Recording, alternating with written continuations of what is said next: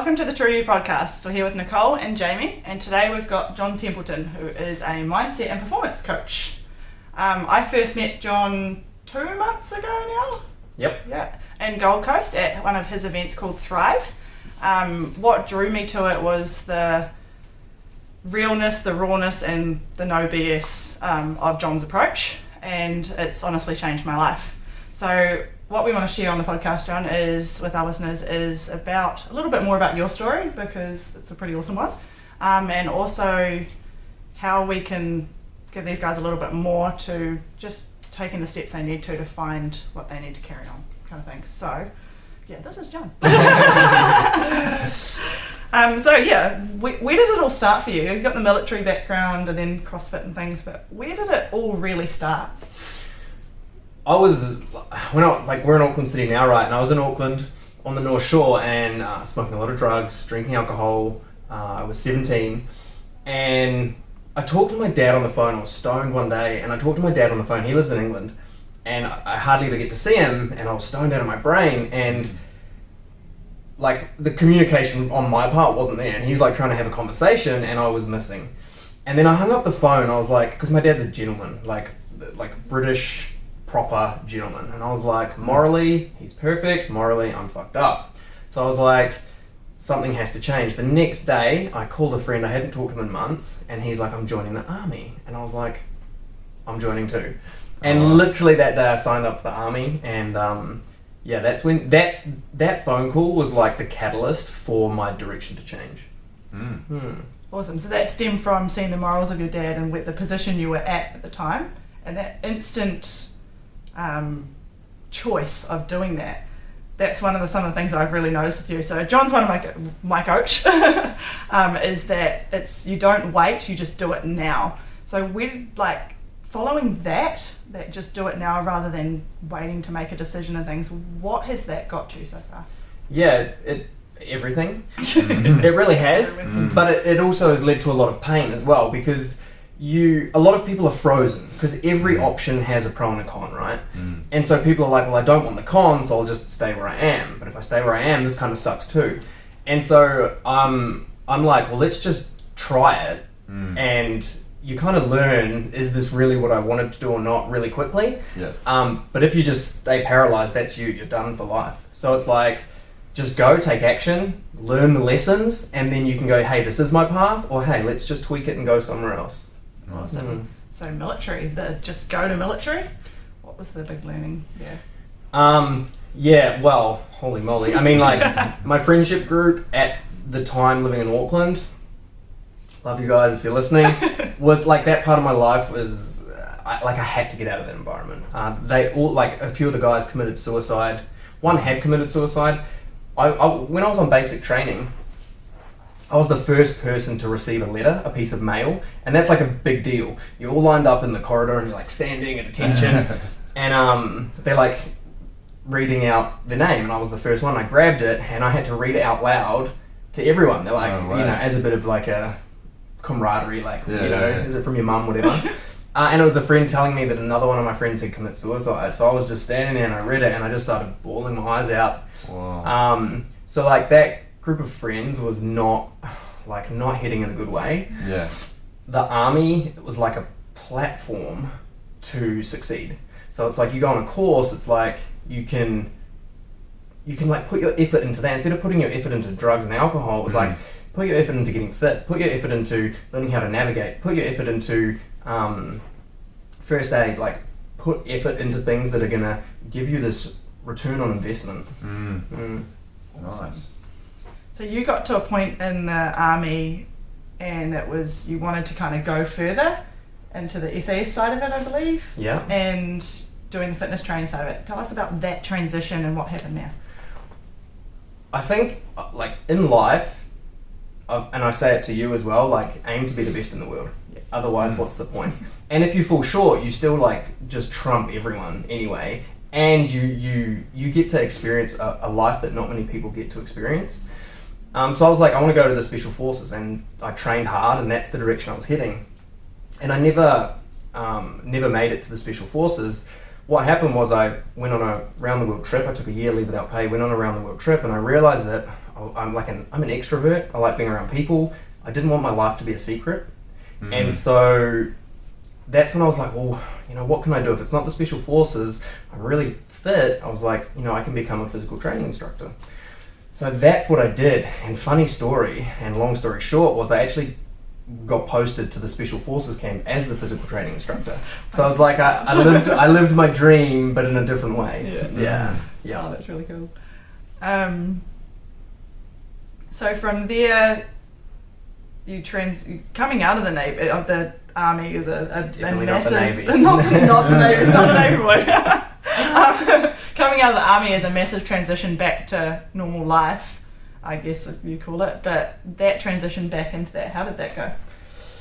I was so ready for it. I was reading personal development books within the Army at this stage, and I started to outgrow the hierarchy. So I started to see the world differently, and I started to understand sort of business and mindset, whereas like my superior people in the military had this box they lived in, the military framework, and I was like, I know more than these people, and I'm experiencing life that these people don't understand, and there was no longer congruency or a match.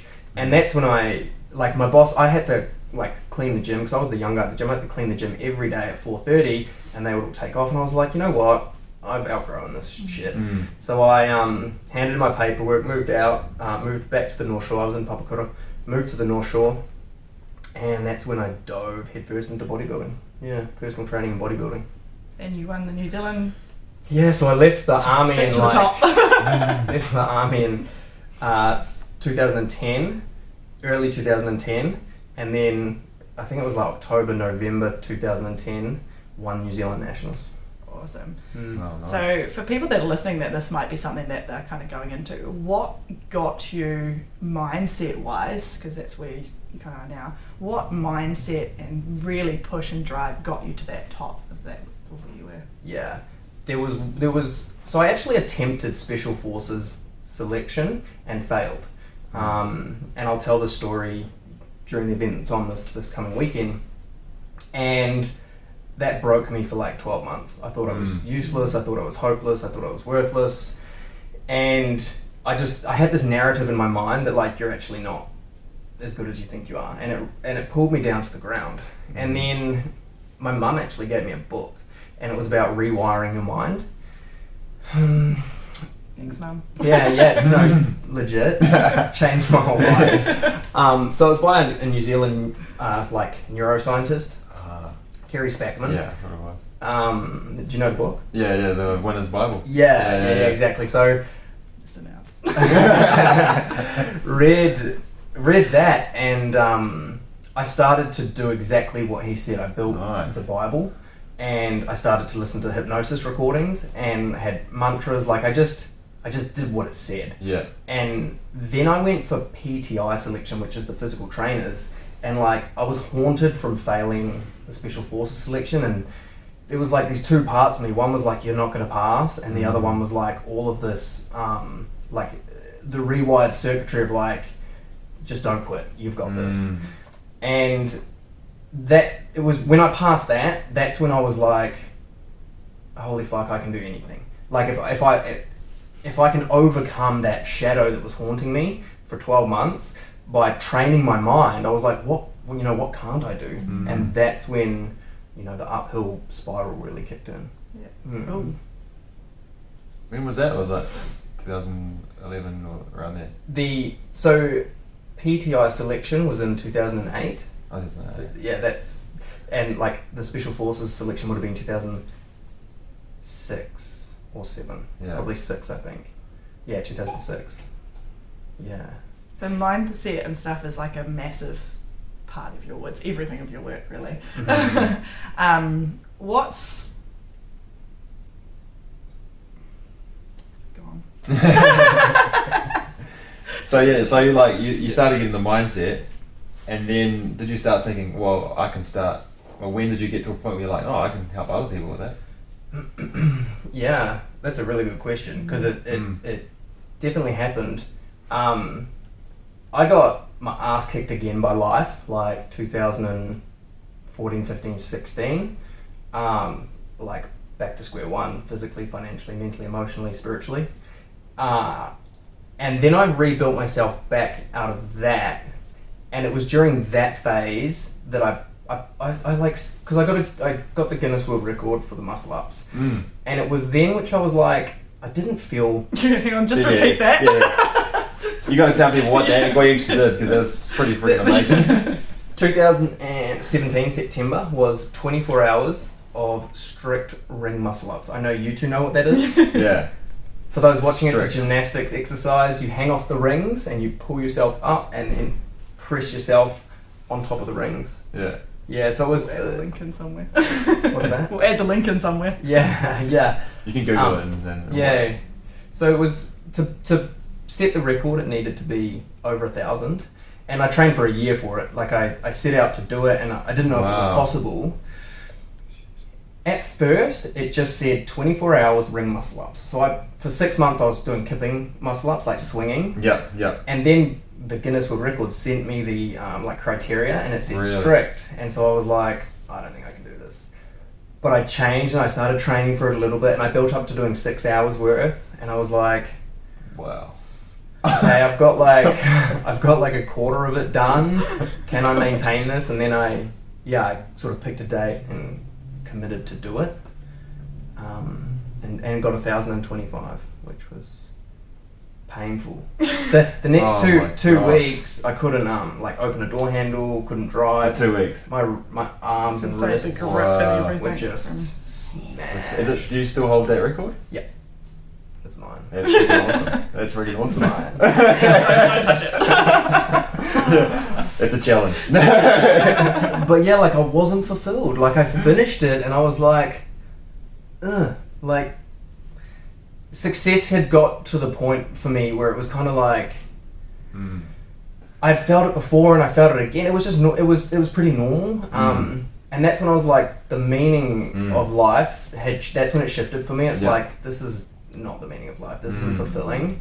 And I was like, just naturally was like, well, what's next? It's like, for me, the first thought was like, okay, that's the role children would play in my life, would be, I can sort of put my energy into children and teach them about life. That would give me meaning. And I don't have kids, and I'm single. But that's when I was like, hey, why does it have to be kids? Like, why can't I just help people? And so that sent me on the, getting certified with hypnotherapy and NLP and started coaching. Yeah. That's awesome. It's interesting when you're talking about the moment where you reach the goal, and then all of a sudden it's just like, what else is there? You see it on TV a lot with sports stars, and I remember what's that boxing guy, Tyson Fury. He won the world champs, and then he just went down, and he couldn't even fight for a couple of years because his mindset was just gone. He just thought, what else is there? There's this, finding a more meaning to life is, it's pretty cool. Next step is the service and helping people. Absolutely. Yeah. Like contribution is when you can, because you can never stop contributing. So it's like, if you can find meaning in contribution, you're going to be very happy for the rest of your life. Do you know what I mean? And you see it with a lot of athletes, especially, is they'll have like their peak in their career, and then nothing quite compares, and they like turn to gambling because they've just got this pain inside that needs, or this void that needs filling. Yeah. Whereas a little bit of mindset work and change the meaning, they could be very fulfilled and happy and content. Put the effort into something that is, I always talk about, fills yourself up, fills those near you, and benefits the world. And there are so many vehicles which you can do that by, and that's where like true fulfillment is. Nice. Yeah. So the position you're now in, and you've got yourself into, that's a good one, not a bad one, and coaching people and running events. So there's one this weekend in Auckland called Thrive, and then throughout the next year we've got year or like so 20 or something booked in, don't we? It's going to be a big year. Is that just Australia and New Zealand at the moment, or? Yeah, we've got one planned for the US as well. Nice, Cool. nice. AmplifyYourGrowthEvents.com. Find one. Yeah. Like 100% find it, apply and do it. So getting into the event side of it, so from going, I want to help people with mindset and things, what got you on to actually get into the events part? Because obviously that's a lot bigger scale. Yeah, so like I've always been entrepreneurial and business minded, and when it comes to like if there's business savvy people watching or you want to leverage your time better, doing one-on-one coaching is like it's only time for money, right? It's a direct swap, and I realized this early. I like in my past I've run online programs which were well leveraged, and for me to be able to coach, it was like I love being around people. What's a good way I can reach multiple people and best use my time? I was like, I'm gonna run events, and so it was like a business decision, but also like for my happiness. I love it. Yeah. More fulfillment. Yeah. They are good fun. You guys will see that this weekend. So who listens to this thing? What are the listeners? Well, currently it's not really out there. So There's no one listening. Oh. we haven't released this yet, but so true. It's all about living your most True potential. True potential. Living your life to your true potential. Getting back to the true essence of who you are. Removing limiting beliefs. Even physical things that may be in your way, just fine-tuning your life, so living the best life. Yeah, educating and empowering people that they don't have to be just what they are now, so they can be so much more, and that is a big journey. And I think a big part of that for me is I never, like, Jamie told me about having a coach once. And I was like, there's no way I'm having a coach. No way I'm having a coach. And like I went to your event in Australia. I literally booked the flights, flew out the next day and went and did it. I was going to wait till this weekend, 2 months later, and it was so much further away than flying to the Gold Coast. But got there, and in that thing, I understood the meaning and why you have a coach. To get your ass kicked. Yeah, I was actually shocked. And picked up at the same time. I was actually shocked because like I mentioned it a few times. She's like, absolutely no, we don't need help. We're good. Raw. Yeah. And then next minute, she's ringing me up going, I've got a coach now, and it doesn't matter. And I was just like, what? Like I was just I couldn't believe it. Yeah. So I was like, well, something's happened here. And a lot of people think like coaches are for athletes or coaches are for business people. It's like, no, coaches are for everyone. It's like, you turn to your friends for advice and it's like, yeah, they're going to cuddle you, but what can they actually do to empower you and actually create transformation? Yeah. And so it doesn't matter if you're just, you're not enjoying your job, or you want to get a promotion, or your relationship's a bit icky and you want to tune it up, or you want to be empowered to do well in your hobby or your recreation. Like, find a coach, and that stuff is like a walk in the park. Yeah. So, I mean, like the people around you, they see you as a certain person. They've created identity around you. So you're stuck in that mold. Yeah, you're stuck in the mold. Till someone comes in and reshapes. Exactly. Yeah, the coach can see, what else is possible, which is awesome. Yeah. And through all the BS. Hold you to that standard. So coach and mentors wise, when did you kind of, for yourself, first get your, I guess, mentor or coach? When I was competing in CrossFit, that I had a coach almost from the start, and that was because I guess that industry, all the athletes had coaches, and so I was like, well, I should probably get one too, and had a coach for years, and it was fantastic. I never really looked into it business-wise until, I've, just so you know, I've fallen flat on my face a lot of times, and there was another time I fell flat on my face, and I said, I was at the point where I needed help. Like, I was living below the line, as you know, and like stressed out of my brain. Erin and I, we did a tour around. Erin's his awesome PA. We did a tour like around New Zealand, Australia, poured a lot of money in, and like didn't get the return. And one event, 2 people turned up. Like it broke my soul.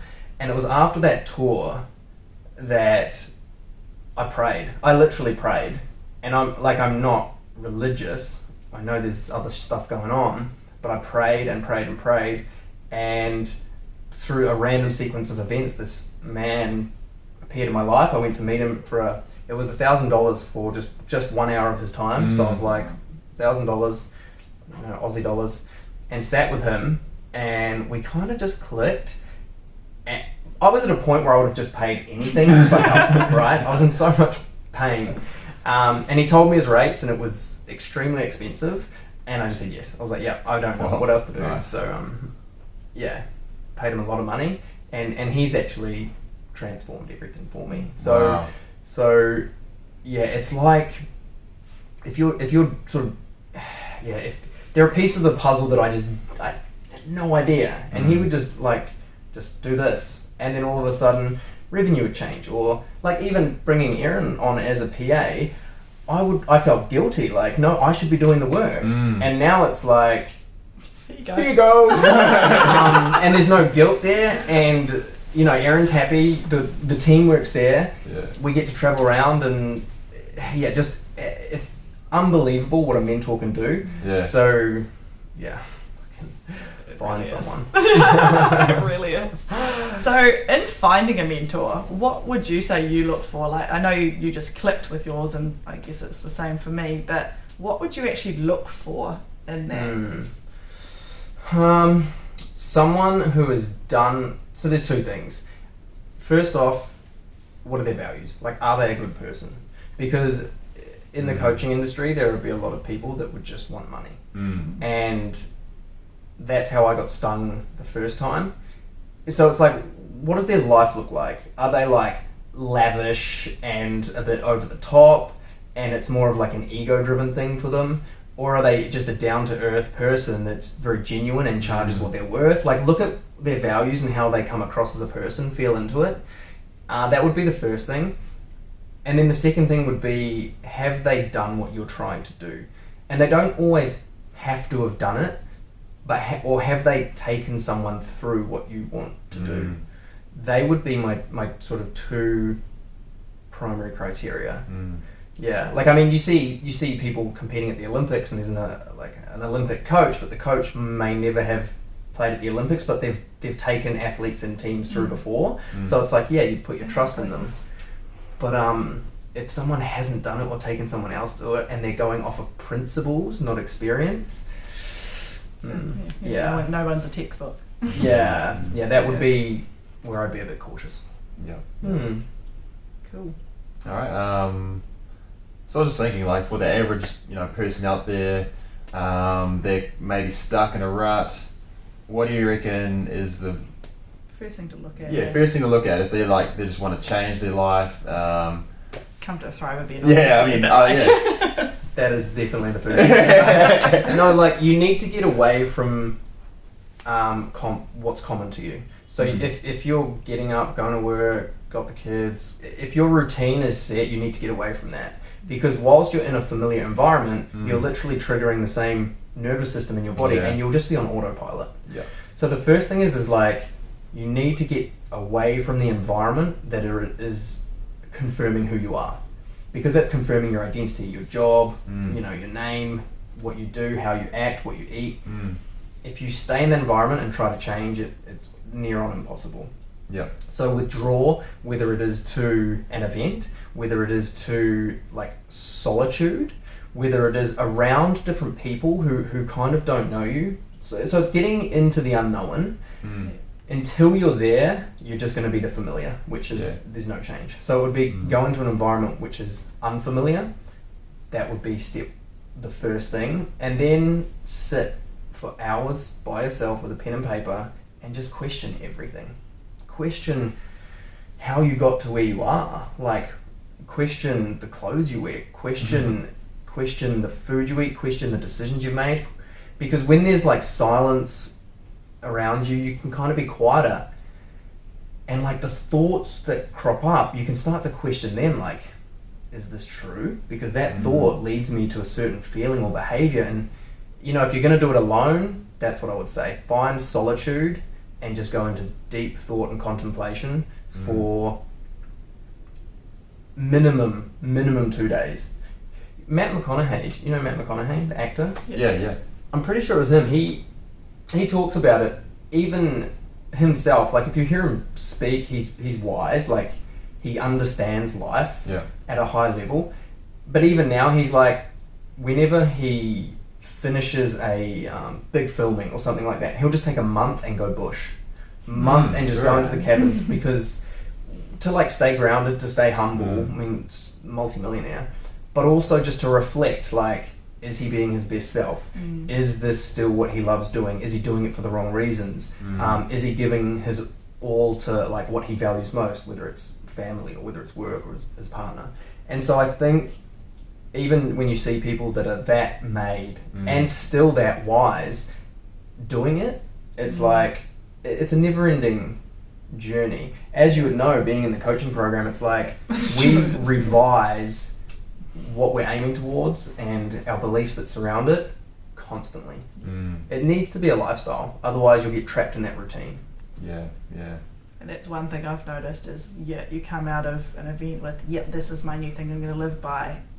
3 or 4 weeks later, it's completely changed again. So you have to kind of rehash that to what's the next thing to go towards my goals in line with values and things as well. It's like, it's always changing rather than being like, oh, yep, sweet, I'm good now. It's like, no.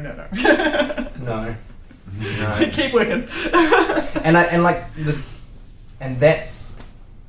that done over time is greatness. That done over time is excellence. That done over time is a world champion. Yeah. It's those people that get complacent or comfortable. It's like the fire stops. There's no drive. Like, it's done. Whereas if you are like constant, and some people will say, like, you're never going to be happy, or you're always changing, and it's like, I fucking love doing this because I'm always growing. You know. Yeah, that's very true. You're happy on the journey rather than getting to a destination. Yeah. You love, like, Tony Robbins talks about the 6 human needs, and growth and contribution are what he calls the needs of the spirit. He's like, when you're growing and contributing, your soul is like happy. Do you know what I mean? Yeah. And I definitely know that to be true.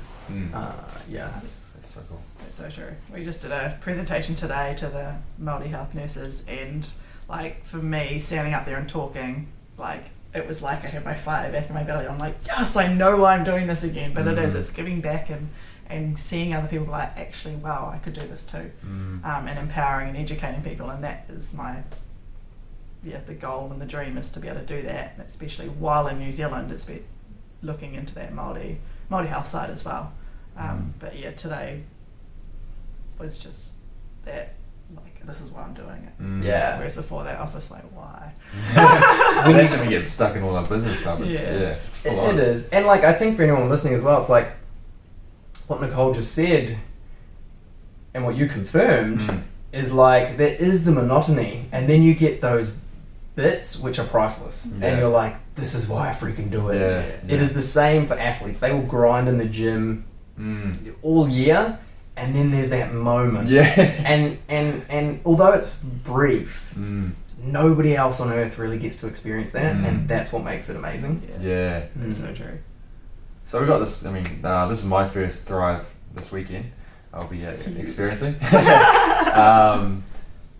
What can as participants, what can we expect? What? For someone coming along to it, what can they expect? Expect an experience that you've never had before. Right. I don't believe in so much educating someone. I believe in like showing, like, when you feel it, it's in you. If you just kind of know it, hey, if you did this and this, you'd be amazing. It's like, okay. But if it's like, if you feel that in every cell of your body, you're like, no, wait a minute, I can do this. So there'll definitely be an experience. There'll be the unfamiliar. There'll be doing things that you definitely wouldn't normally do. So it's like pulling you away from the norm. There is education in there. There's education. We do a lot of visualization and meditation. We look at parts of your life you've probably not looked at for a long time. We induce pain intentionally. We induce discomfort intentionally. Not physically, right? Just wait. we stretch people's container of like what they thought was possible for them. We give people the opportunity. There's like one optional activity which gives people the opportunity to be very, very, very, very brave, which comes at the end of the weekend.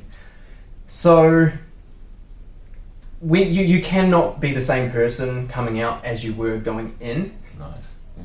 The only thing I'll say is like, what do you do then with that new feeling inside you? Because there's a moment when you will reach like ecstasy in over the weekend, and it's come from you. And it's like, if you've got that energy inside of you, like, what are you going to do with it? Some people, and this is what normally happens, will go back into their life, familiar environment, and they actually forget a bit. They remember it consciously, but they don't feel it.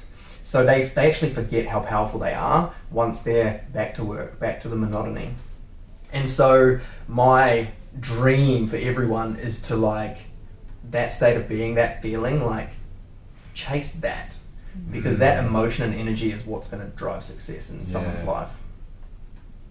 That's pretty exciting. So you can expect and that feeling, I felt it. And it's something that never before that I've been like, wow. And I think I actually rang Jamie at the time and said like, oh my God, this is unreal. But it's such a strength and a power and a drive that you never knew you had. And be able to I was just sitting here remembering it, weirdly smiling, you'll see that later, of how it actually felt, and putting that into everything putting that back into your everyday life. The world is not as it seems. Like, there's the physical world, and then there's like the energetic world. And when we can, and you know, some people would label that spirituality, and it's like when we tap into that realm, spiritual realm, the quantum physic realm, and start to understand that there's more at play than we've ever been taught, that's when someone becomes really powerful, because then you're playing with energy, and the physical realm we live in is dictated by the energy. So if something's like a low, like if a human being is literally vibrating at a low vibration, they're going to get sick and ill. If they're vibrating at a high vibration, they're going to have healthy cells that are expansive. And we're in control of that vibration. We're in control of that frequency. And so, like, we dive into it a little bit during the event, and we give people a taste of it, because it's pretty heavy. But again, that's the realm I play with people, even like celebrities, athletes. That's where I take them, because that's when you can affect the physical realm. You want to earn more money, learn about energy. You want to affect your physical body, you want to have a better relationship. It all comes down to energy. Yeah. Awesome. So where can people, like, that's amazing information, but where can people find all the information about you and your events and what to do next? Cool. All social media is at John Templeton Official. Instagram, LinkedIn, Facebook, everywhere. YouTube, website, whatever. John Templeton Official. But events is definitely where I'd recommend you start this journey, and that is amplifyyourgrowthevents.com. And there's tons around Australia and New Zealand at the moment. We're looking to branch to the US as well. Awesome. Thank you. Thank you. Thanks bye. so much, man. Looking forward to this weekend.